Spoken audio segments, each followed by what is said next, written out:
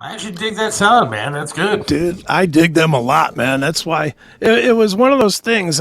Jamie, his publicist, who I've known forever, she offered me a bunch of other stuff to do as well that will not fit here. Just bands that would not fit this, but will fit my other stuff that are pretty well known. And I was like, oh yeah, I want to do this. I want to do this. And then just because I know Jamie, I just kind of was clicking through, some of the other things that she's working. I heard this band. I was like, Seth will be all over this, and I just was like, yeah, we'll interview those guys. Why not? I thought I knew. We've done a couple things with her so far. She does a lot of bigger stuff. So Does she have a last name or no? Jamie Roberts. You might know her from the old Roadrunner days. All right. Yeah. She was at the old Roadrunner a zillion years ago. But yeah, I like that. I like the band, and I thought it was cool. Seriously though, I sit here and I go STP and live. Look, I'm a huge live fan. I was a live fan back in the day. Loved the music. I loved most of their albums. To be honest with you, I thought the lead singer was a dick the one time that I met him. Oh, that Ed Kovalchek or whatever. Yeah, but he still signed my things that I had, and I hosted him at the Rock Hall. I did like a brought him on stage at the Rock Hall, which is cool, and so it was fun. And I like the band. And STP, of course, lead singer's dead. Everybody likes STP, But it's still, if that's like the big announcement concert that you have, look, the other concert that I want to see coming to town is Creed with Three Doors Down. I don't think that's going to be a bad show. At least it's, the lead singer's still there. And yeah, the whole band is there. That's when you get the regular band. That's good. But then what? We got Rod Stewart, Billy Joel. It'll be like if they make it through the tour. They shouldn't make it through the tour. Rock music is just not what it used to be. It's not. And dude, what's crazy is those bands that you grew up, because like you're a generation, musically, you're one generation above me. Like you came in, my favorite stuff is the 70s and 80s, and specifically 80s. That's where I lean. You're more 90s, 2000s guy. Like you're one generation up. And what's weird about that is those bands that you grew up with are starting to creep into classic rock territory. I know, dude, I interviewed Jeremy from the Devil Wears Prada yesterday. Yeah. Remember the Devil Wears Prada? Yes. And I mentioned that to him, and he's like, dude, it's the weirdest thing. I don't think I'm old. I'm 36, but there's people that are coming up to me saying they listened to me in grade school. And I'm like, and I was like, damn, dude. Man, when I started hearing like Guns N' Roses and Metallica on like Magic, they're saying, holy shit, we're getting old. The classics, man. And it is kind of different. It's a little weird. When you start hearing Korn though on Magic or in 1985 and stuff like that, you were getting really old. Dude, it's going to happen though. You're going to tune into NCX someday and go, hey, here's a classic from Limp Bizkit. It's Nookie. I'm sure, and it's coming. It's not the same thing, but yeah. It's just, dude. You know what the scariest part of it. You know what the scariest part of the whole thing is? That day is coming quick. Yeah. That day is going to be here pretty darn quick. But see, do we have any bands really from our generation that are feasible of doing a Stones tour, a Billy Joel, Elton John kind of tour? Who? Metallica, maybe? Yes, I think could do a big tour. Creed, Creed probably could. Creed had how many albums did they really have that were like that great? They had four. They had three that were diamond sellers, man. Okay, but I understand that they may have sold well, but they're also not. I don't think they have the longevity of a Stones or anybody like that. No, but okay. We can argue that point though, because let's be honest, the Stones themselves only had about a 15-year good run. They really have 35 years of terrible. I understand.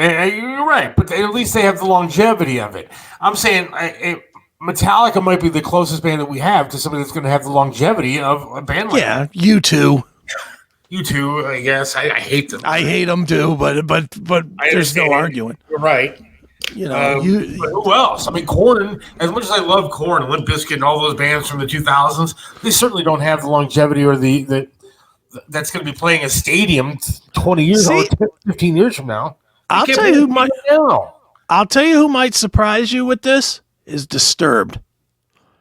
Disturbed is as popular or more popular, and I would argue more popular now than they were in the day. They just keep on going and keep getting more popular somehow. I agree, because I see a lot of like TikTok videos, and I know it sounds stupid, but I see a lot of TikTok videos of people at shows for them. But it does seem like a lot of that kind of music is so huge overseas and not as popular here. Well, nothing's as popular here. Do we have any bands out there that's going to be the next Priest has longevity? I think it's a different style, but there's a few. Like 9 Inch Nails will go as long as Trent Reznor wants to do it.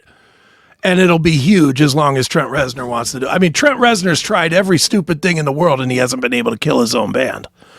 You know, I mean, he's done some really garbage, and it hasn't affected his popularity an ounce.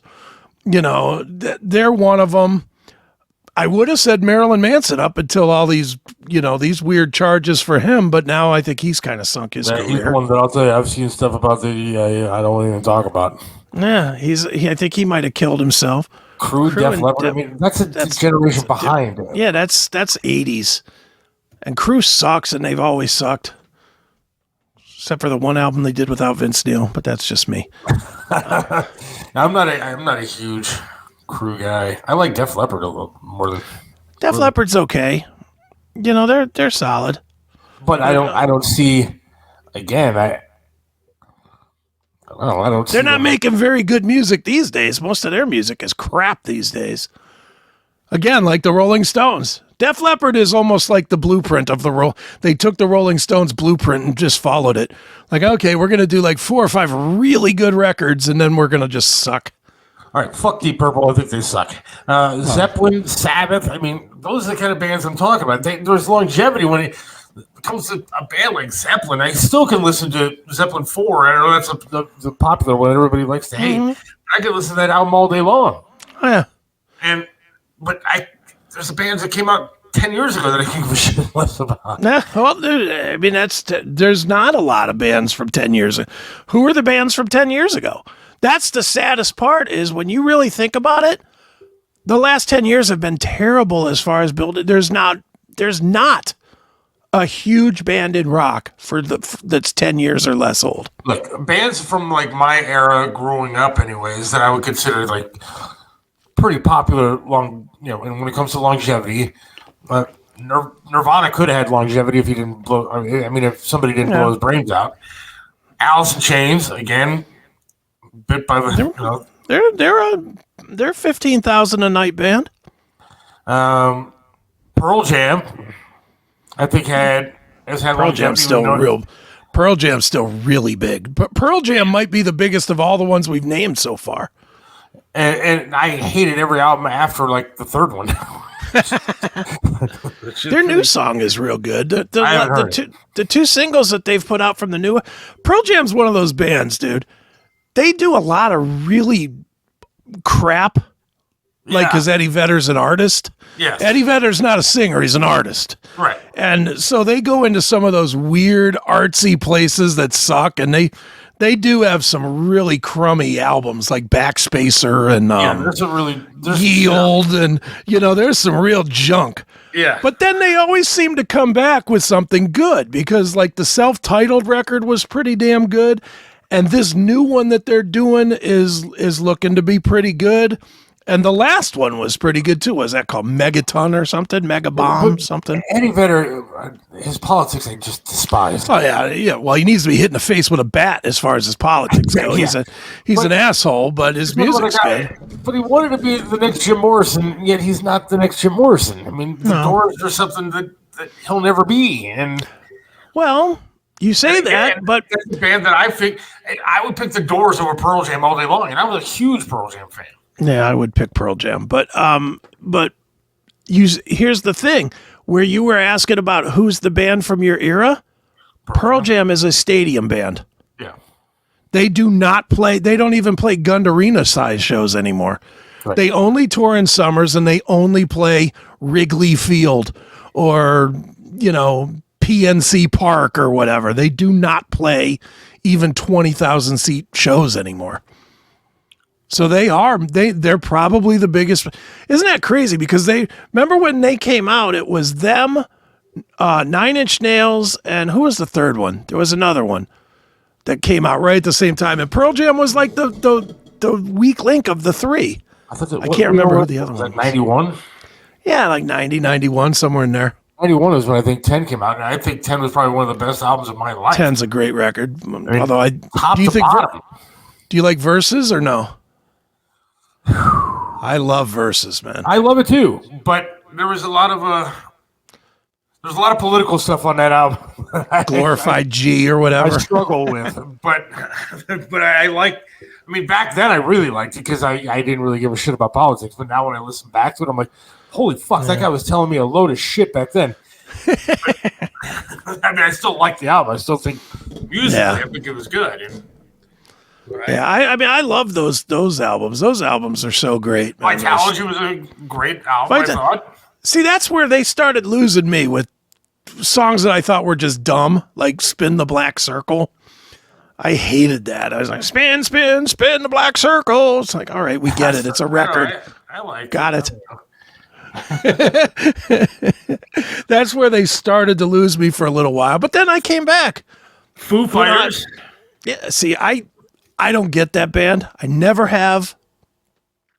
It's like if you took Nirvana, cut its balls off, or blew them off with a shotgun in their case, and released music. That's what the Foo Fighters are. Nutless Nirvana. Yeah. I mean, I get it, but I mean, they seem to be pretty popular as far as... Oh, they're huge. They're a huge band. Who? As far as selling, tickets and stuff like that, I think the Foo Fighters are huge. I mean... Yeah, they're huge. There's just not... But again, even those bands are like 30 years old, dude. I mean, when did Foo Fighters start? 98? That would be a band, though, that I would consider, at least in my era, that could take over, bands of today that are, the Stones kind of stuff and the Billy Joel, Rod Stewart tours and stuff like that. I think that those kind of bands might be able to sell tickets down the road.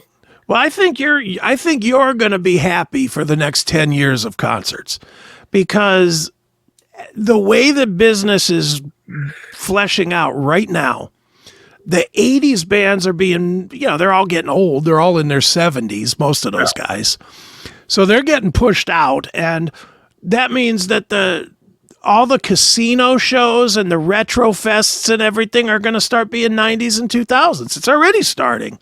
It's already starting with the casinos. There's a lot more 90s bands, Candleboxes and stuff like that have been playing casinos. There's the When We Were Young Festival, which is like all the Fall Out Boy and those kind of things, like 40 bands of those types of things.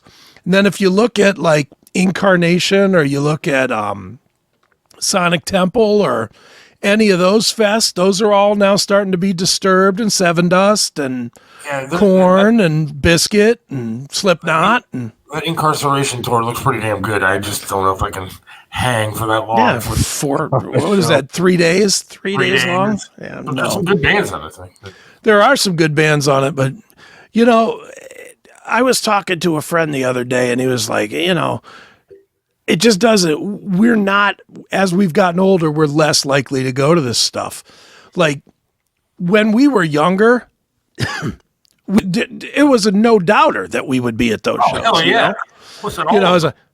We would look at it and we'd be like, 3 days? And yeah, I'm gonna put $300 in my pocket. I'm gonna drink my face off, and I'm gonna see Slipknot and Limp Bizkit and Korn, and it's gonna be great. Now it's like, now you're like, does it really start at 2:00 and go till 11? Yeah, I don't know if I could do with that.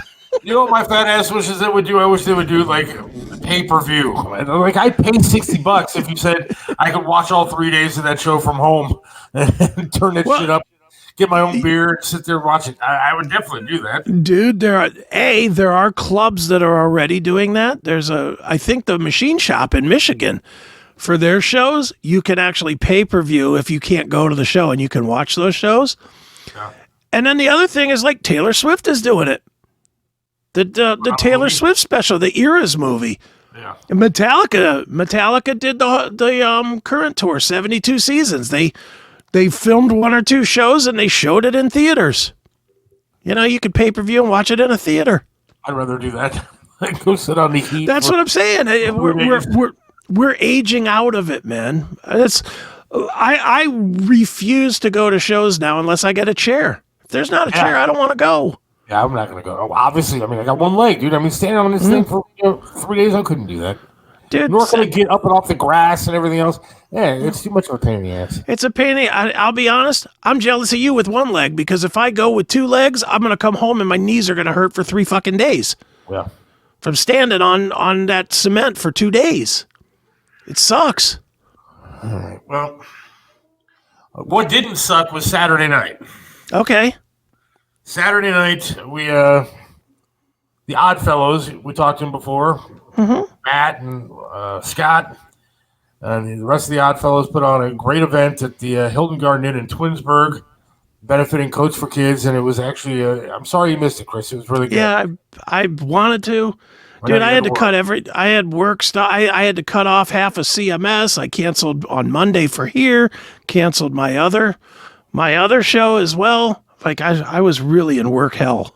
But it was really cool. It was very nice. The dinner was good. They had like a breaded chicken kind of thing with gravy on it, and they had like potatoes and green beans with it. Then they had like a cheesecake with some sort of raspberry or cherry or whatever it was, drizzle kind of thing on it. It was I didn't eat that, but I tasted it. It was fantastic. And then they had the open bar, which a lot of people took advantage of, including my wife. And I will admit that I did have a couple of drinks that night, and then we spent the night at the Hilton Garden Inn, which was a great time.